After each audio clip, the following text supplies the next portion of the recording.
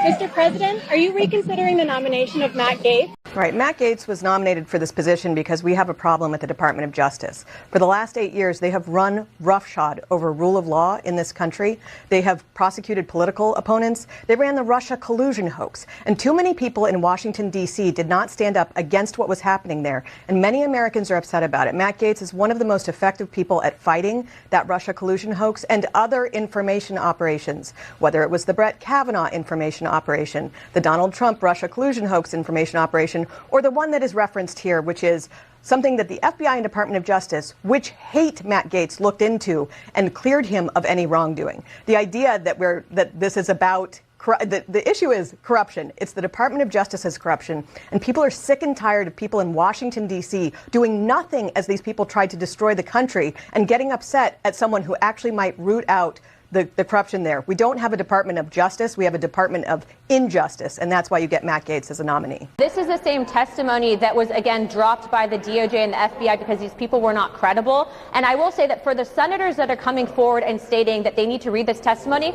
let's look into these people's stocks portfolios and how they're becoming multimillionaires off of $175,000 a year. The reason why people want outsiders, the reason why people are not buying this Gaetz smear campaign, and that is exactly what it is because of the fact that they understand that there is a two-tier justice system. You know, you mentioned earlier that I do think the DOJ is corrupt. So the fact is that Matt Gaetz has, again, time and time again, stood up to the swamp.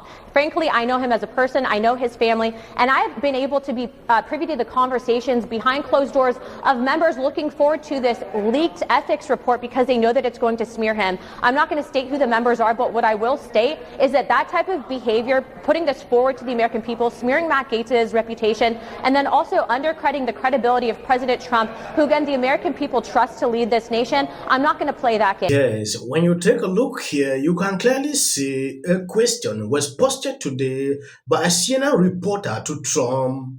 He made it clear he's not changing his mind. Matt Gaetz will take that position.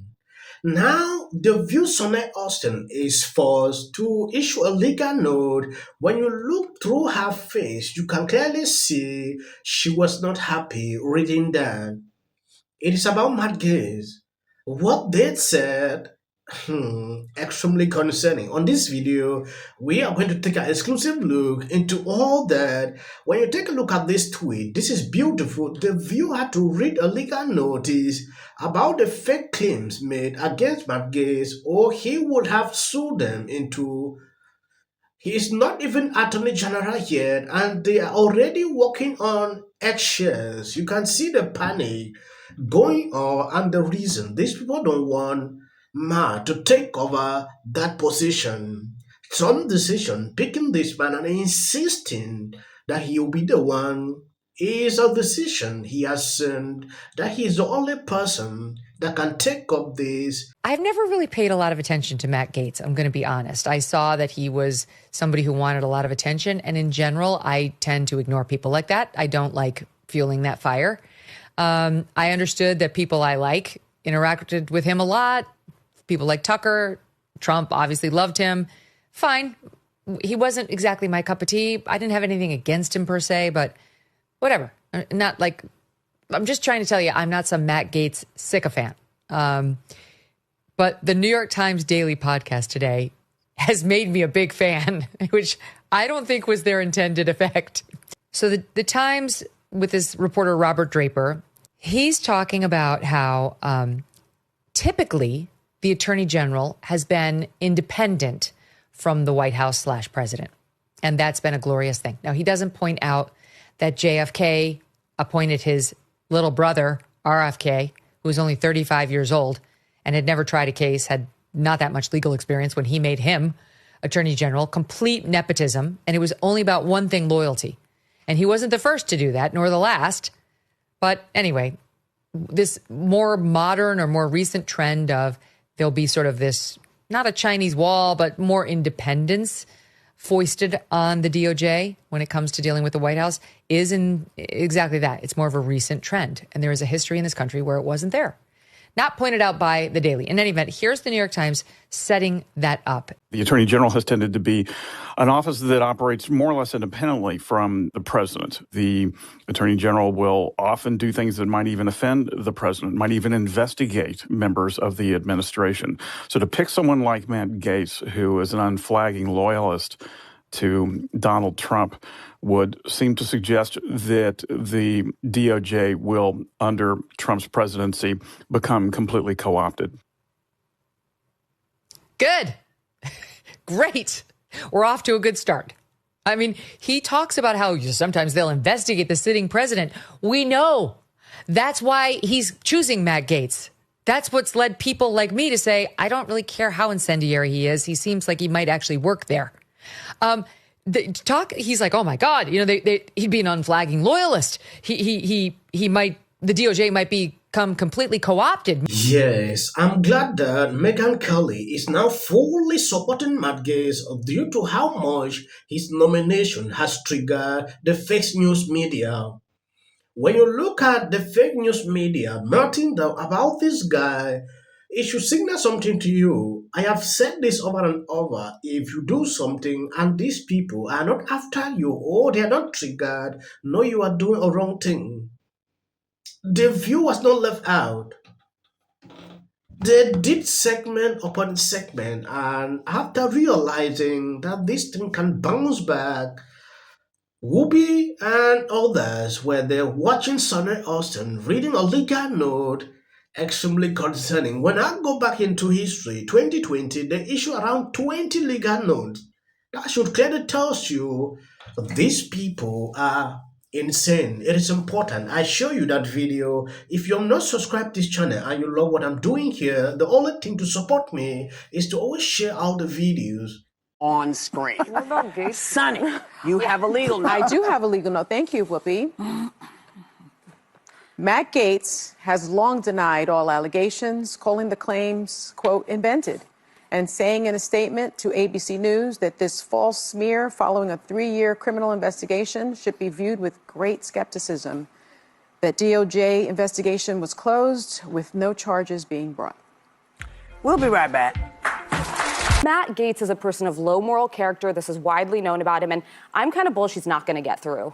Yeah, I think what we really need to think about is the position that he has been nominated for by this president elect. To be the Attorney General means that you're responsible for the Department of Justice. And the Department of Justice is one of the largest law enforcement agencies in the world. And it's very serious business. I mean, you have the Civil Rights Division, Antitrust Division, the Criminal Division, U.S. Attorney's Office. Yes, to avoid copyright claim from ABC, because clips like this, especially the issue legal note, they always do that. Sonny Hostin talks a lot. She always claims every single time, I'm a legal person. Now, she said something on this video. They realized after that they can trigger a lawsuit. If you don't know, Matt Gaetz was free. The DOJ didn't find anything pertaining to what they are bringing back. Now, whatever phrase you are making, you need to be extremely careful. And that is where she touched.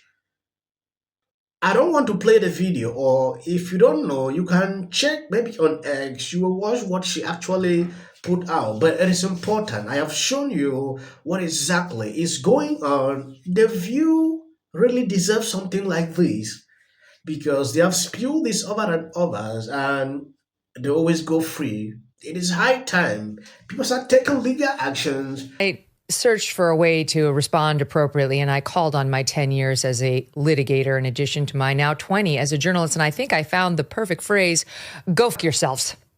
So maybe they're not, but they voted for Kamala Harris. But there was a split, and more of them voted for Donald Trump than had historically. I think that there's such a desire. If you really think the vast majority of this country voted because of racism and misogyny, you're missing it. 309, Tulsi Gabbard added to Donald Trump's cabinet.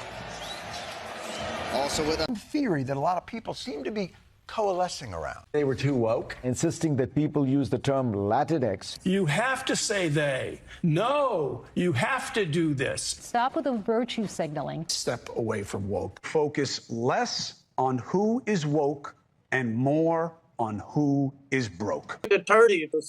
I'd never seen that. I saw so many liberals getting super excited every time Kamala had a new celebrity endorsement. But we all know for a fact that these celebrity endorsements are not free.